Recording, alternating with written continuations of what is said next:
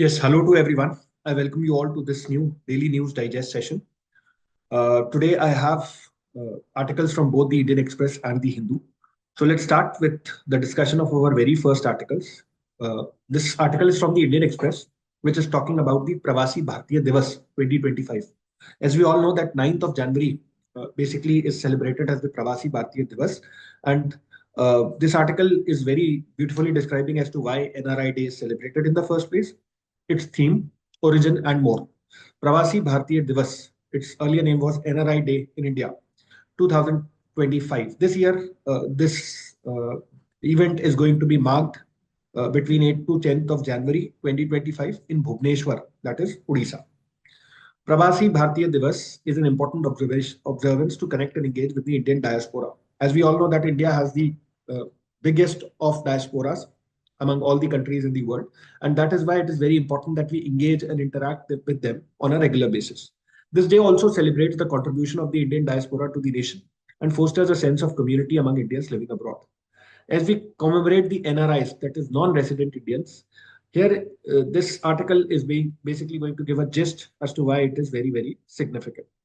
It is observed once every 2 years on January 9th, and this year it will be observed on January 9, 2025, which is falling on a Thursday today.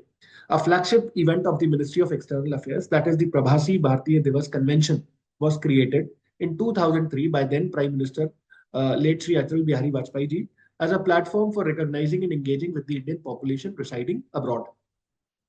The day has been observed on January 9th every year since 2003 to commemorate the contributions of the overseas Indian population to India's progress. January 9 was chosen as the day to commemorate this milestone since it was on this date in 1915 that Mahatma Gandhi, the greatest Pravasi, returned to India from South Africa, led India's liberation war, and permanently transformed the lives of Indians. It is organized in different cities to highlight the uniqueness and growth of India's many regions. And ever since 2015, it has expanded into a biennial event with theme-based conferences hosted in the interim. That is why it happens once every 2 years. This approach enables more concentrated conversations on certain topics of interest and offers opportunity for networking among the global diaspora. What is the theme of this year? In 2025, we will observe the 18th Pravasi Bharatiya Divas Convention, which is being organized in collaboration with the state government of Odisha from 8th to 10th January 2025 in Bhubaneswar, Odisha. It will be celebrated under the theme the diaspora's contribution to a Viksit Bharat, with a considerable number of members of the Indian diaspora from over 50 different countries having registered to participate in this convention. So this is about this article. I have a small question that we can see based on this article. The question is, consider the following statements about Pravasi Bharatiya Divas. It is observed annually on January 9 to celebrate the contributions of the Indian diaspora.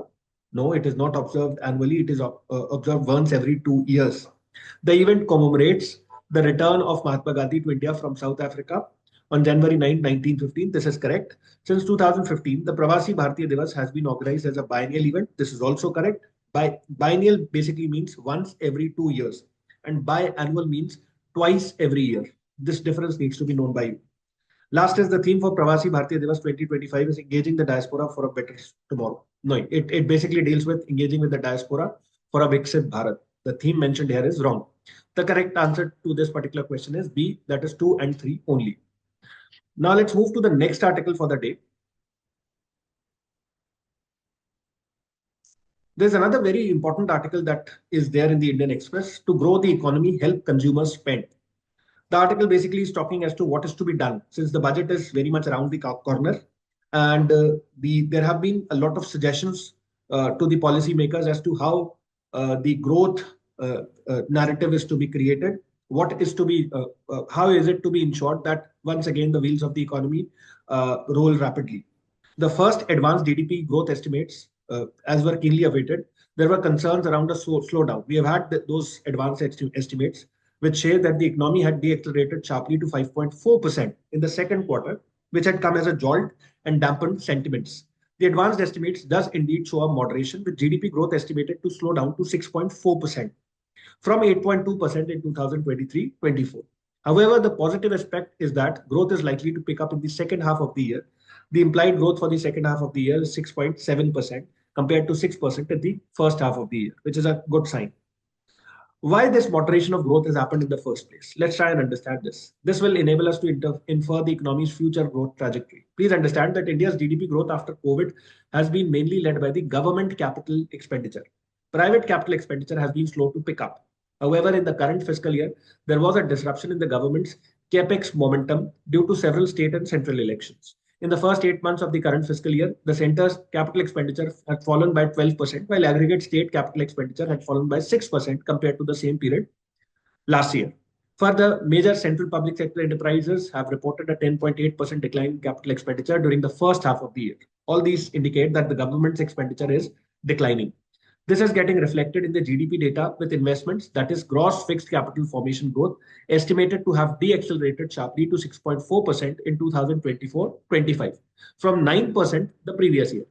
With some of the election-related uncertainty out of the way, the government capital expenditure was expected to pick up in the second half of the year. However, advanced estimates show investment growth is likely to remain around the same level in the second half as in the first half. This is a matter of concern. In the below part of this article, we have some data which needs to be remembered by students. This is that India's GDP, around 55% of India's GDP comes from private investments. Hence, pickup in consumption is supportive of overall growth. If you increase consumption, you'll have a definite increase in growth. This year, we have seen a recovery in rural consumption supported by healthy agricultural production. However, urban consumption is showing signs of moderation. High food inflation, that is around 7.6%, so far has been a huge dampener. But food inflation likely to moderate. Consumption is expected to pick up in the coming months. Now let's have a look at the external front. Goods and service exports are showing an improvement in estimated growth of 6% in 2024-25, which is a good thing, compared to 2.6% in the previous years. Service exports continue to record healthy growth, while merchandise exports are also showing some signs of recovery.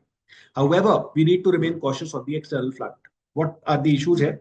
While the US economy is recording relatively healthy growth, concerns linger for the European Union and China. They are not performing the way they should be. Moreover, with a new president in the United States, there are a lot of uncertainties on the trade policy front, which will have repercussions for global trade. This is already getting reflected in the sharp volatility we are seeing in the financial markets with continued strengthening of the US dollar. The dollar has been increasing. Financial markets have been very volatile these days, and this is one aspect which needs to be considered. Apart from that, service sector data has also been mentioned here, which recorded a healthy growth of 7.2%. The concerning aspect, though, is the deceleration in industrial growth from 9.5% in the previous year to 6.2% this year. There has also been a sharp slowdown in mining and manufacturing, even as the healthy momentum continued in the construction sector. Nominal GDP has been estimated. What is nominal GDP? Please try and find out the meaning of this word. It is different from real GDP because it also includes the effect of inflation.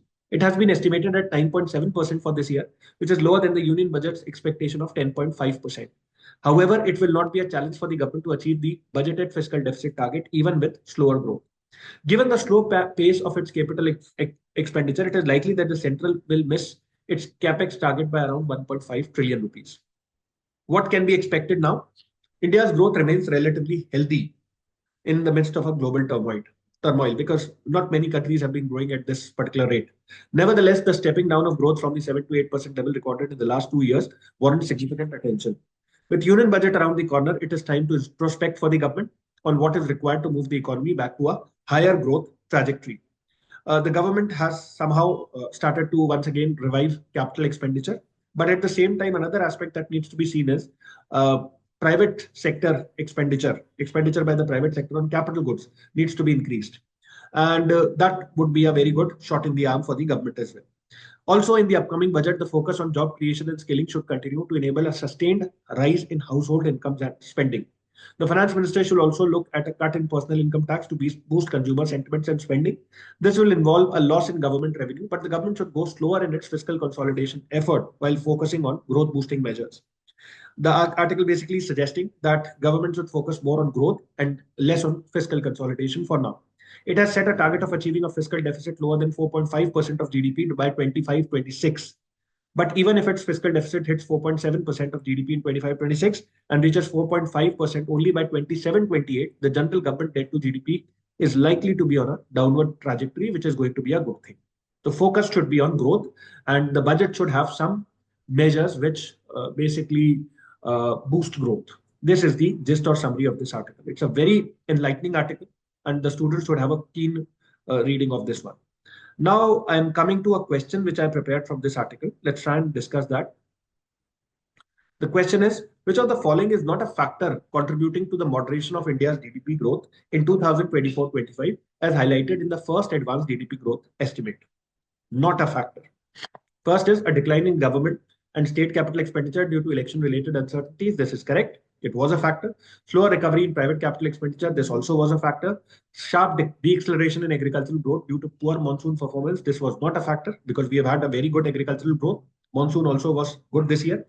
Fourth is moderation in industrial growth, particularly in mining and manufacturing sectors. This is absolutely correct.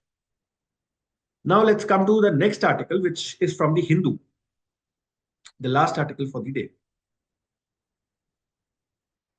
This article basically is dealing with China's long game in Africa.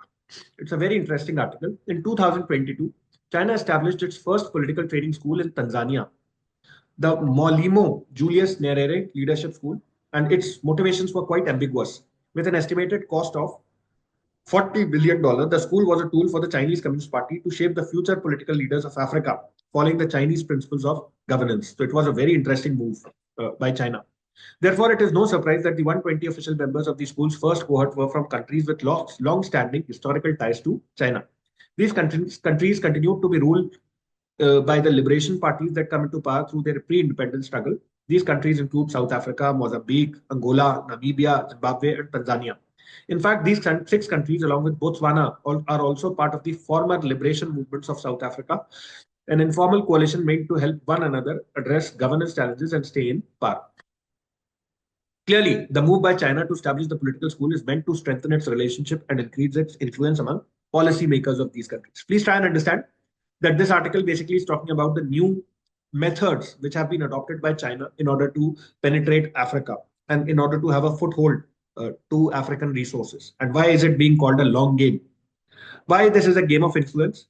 The reason they have given is one way could be mediation or fostering dialogue among the concerned parties to facilitate positive conversations. This is one way through which China operates. This also helps in building a strong global image for the mediator country. China wants to become a mediator in African disputes. Historically, the US has been the most influential international mediator. However, China is increasingly asserting itself in this role, as seen in its involvement in resolving the Saudi Arabia, Iran, and Niger-Benin disputes. As China seeks to establish an alternative world order, often complementary to and sometimes in contrast with the Western-led global system, it recognizes the importance of Africa's support in various multilateral forums because Africa has a lot of countries in itself. Africa, with 55 countries, is a significant player in international relations. And so Beijing is intensifying its efforts to build strong ties with Africa as part of its broader strategy to shift the global balance in its favor. However, China's engagement in Africa's politics is not a recent phenomenon. Beijing has supported African independence movements, military endeavors, and governance structures. It has also helped develop African economies through investment in infrastructure and industrial projects. This historical relationship continues to be strong as China intensifies its focus on strengthening ties with Africa's ruling parties. Study tours have remained a key part of China's public diplomacy with Africa.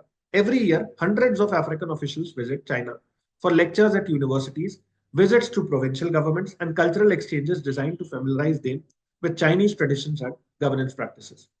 Only now has China's game plan to influence African political elites expanded through the introduction of political schools. During the 8th Forum on China-Africa Cooperation in 2021, China acknowledged its ties to over 100 political parties across 51 African countries. China's growing influence in Africa is evident not only in the establishment of new educational institutions, but also in the deepening of its political relationships. Kenya, for example, has expressed its interest in having a leadership school that would be financed and modeled on the Chinese Communist Party's Central Party School. These efforts are accompanied by investments in infrastructure. China also funded the construction of Kenya's new foreign ministry headquarters as the two countries were celebrating 60 years of diplomatic relationship. All these points indicate that China's method is very unique. I think the students, what you should do is, you should try and make note of such initiatives of China, and they'll help you a lot in your international relation answers. When it comes to diplomacy, China's approach to Africa is built on decades of patient diplomacy. The school, as mentioned in the initial parts of the article, represents a significant milestone. It is only one piece of China's broader strategy to embed itself deeply within Africa's political fabric. China's long-term goal is to promote a Sino-centric world order in which it plays a central role in shaping global governance structures. However, China is also mindful of potential regime changes in Africa. It knows the importance of nurturing opposition parties to safeguard its interests in case of political shifts occurs. By establishing political schools and cultivating bonds with ruling and opposition parties, China is ensuring that its influence is intact regardless of political transitions in Africa. China's long game in Africa is not just about economic influence or military strength, it is also about the subtle art of diplomacy and influence. Through its strategic investment in Africa's political feature, China is ensuring that it remains a key player in shaping Africa's governance structures for years to come. This is a very interesting article, a very important one, and can be seen as one article from which you can take a lot of information and carry it in the examination. Make sure you make notes out of this one. There's one question that I've made from this article. Let's try and discuss that. Which of the following best describes China's strategy in Africa, as illustrated by the establishment of the Mwalimu Julius Nyerere Leadership School in Tanzania? A focus on short-term economic benefits through infrastructure projects and trade agreements? No, this is not correct. An emphasis on fostering political ties with ruling liberation parties and shaping governance models. This is exactly what it is. A strategy to militarize African nations and provide armed support to their government? No, it is not associated with this. The promotion of Western-style democratic governance and free market reforms? No, not at all. This is exactly the opposite, the way the Chinese operate. So 2 is the right answer to this particular question. And these were some of the important articles from today's newspapers. I hope this was a fruitful conversation for you all. Thank you so much.